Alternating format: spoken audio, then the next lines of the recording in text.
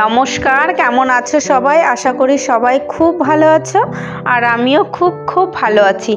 আজ থেকে আমাদের পুজো শুরু হয়ে গেল। আজ তো পঞ্চমী, তো আমাদের ঠাকুর এসে গেছে। আর দেখো ঠাকুরকে এখন বরণ করে নেওয়া হচ্ছে। ঠাকুরের মুখগুলো একদম লক্ষ্মী হয়েছে। মণ্ডপে যখন ঢুকিয়েছে তখন আরও মিষ্টি লাগছিল দেখতে। আর দেখো আমরা একটু ঘুরতে বেরিয়েছি আর বাবানের মুখটা একদম স্যাড হয়ে বসে আছে। ওকে আমি একটু বকা দিচ্ছি, তার জন্য আমাদেরকে তাকিয়ে একদম ওরম করে মুখটা রয়েছে। আর দেখো আমরা KFC-তে এসেছি।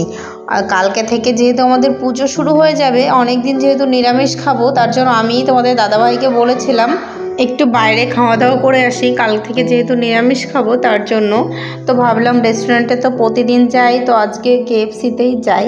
অনেক দিন যেহেতু KFC-তে যাই না। তো দেখো আমাদের খাওয়া দাওয়া হয়ে গেছে আর অনেক রাত হয়ে গেছিলো, যেহেতু আমাদের ঠাকুর এসেছে তারপর আমরা বাড়ি থেকে বেরিয়েছি। আর এখন পুরো ফাঁকা হয়ে গেছে সিটি সেন্টার। দাঁত দেখাতে চলে এসছে।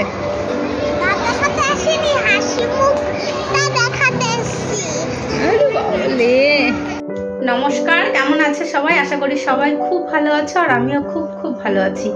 আর আজ থেকে আমাদের বাসন্তী পুজো শুরু হয়ে গেল। কালকে ঠাকুর এসেছে, আজকে নিমতলা বেলতলা পুজো, কিন্তু আমি পুজো দিতে পারিনি। কেন কি আমাদের গোষ্ঠীর একজন মারা গেছে, তো আমাদের 3 দিন পালতে হবে।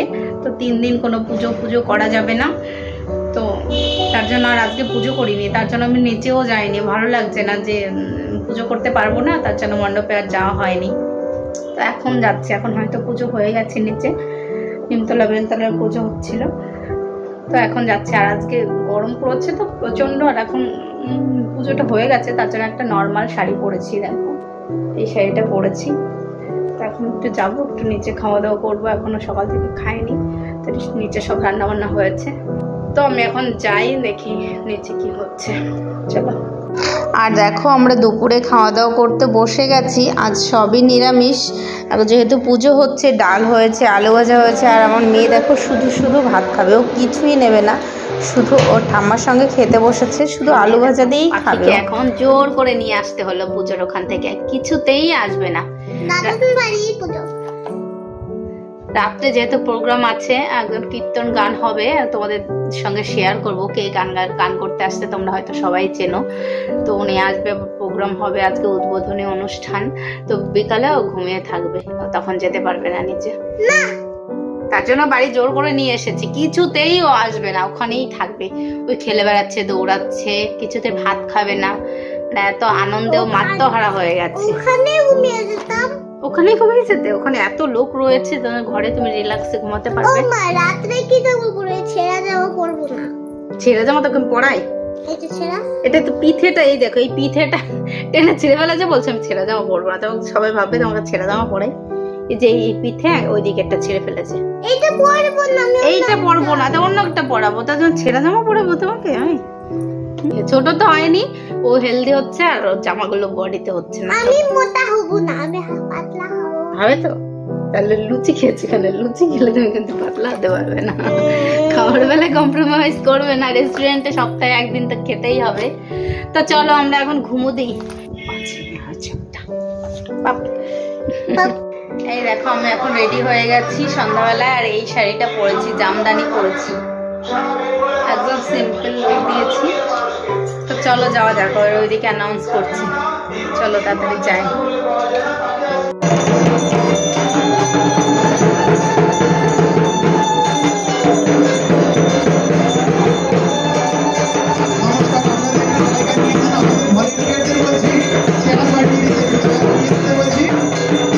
আর এই বাচ্চাটা দেখো, আমার একটা দেওরের ছেলেও, তো ও এত কিউট না, সবার কাছে থাকে, ও একটুও কাঁদে না, মানে অচেনা মানুষের কাছেও সুন্দর গিয়ে বসে থাকে, ওকে নিয়ে সবসময় বসে থাকা যায়।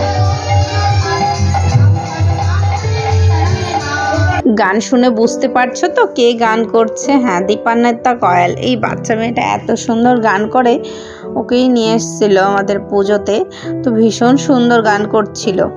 আর দেখো আমি একটু চা খাচ্ছি, তো এখানে চা দেওয়া হচ্ছিল, তো একটু লিকার চা তার জন্য নিয়েছি, যেহেতু গলাটা আমার ব্যথা তার জন্য। আর দেখো বাবান তো এই পুতুলটা একজন একটা পুতুল নিয়ে এসেছিল, তো ওর পুতুলটা নেওয়ার জন্য এত কাঁদছিল, তারপর ও বাড়ি থেকে এই পুতুলটা নিয়ে এসেছে, আর এটা নিয়েই ও বসে বসে এখানে খেলা করছিল।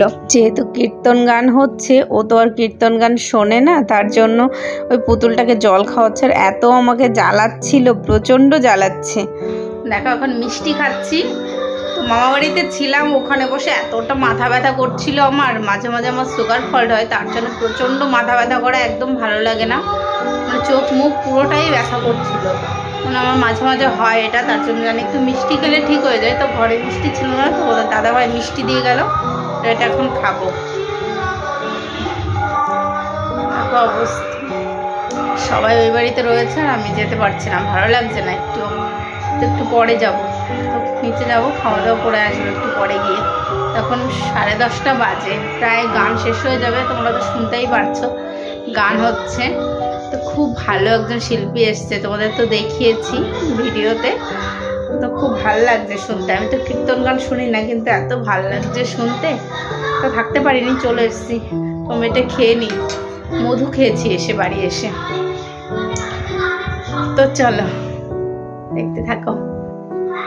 দেখো আমি শাড়ি চেঞ্জ করে ফেলেছিলাম, তো এখন খেতে যাব, তার জন্য সকালে যে শাড়িটা পরেছিলাম তো এটাই পরে নিয়েছি।